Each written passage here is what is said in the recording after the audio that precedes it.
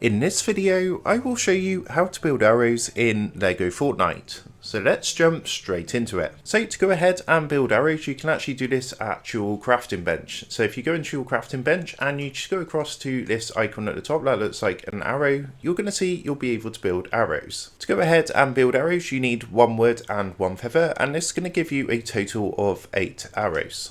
So all you need to do is go around to the map and you want to collect the wood just like so, and to get the feathers you get these from birds. So what you can do, for example, you can see we got a bird here. So what you can do is just go ahead and collect the feathers from the birds just by doing this. As you can see, we've picked up some meat and feathers, and once that's done, just go ahead and come across to your crafting bench.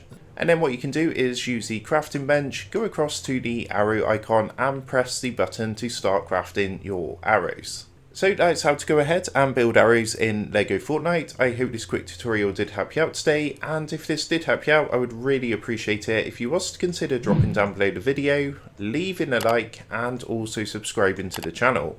With that being said, I just want to take a minute to thank you guys for watching this tutorial, and I will see you in the next video.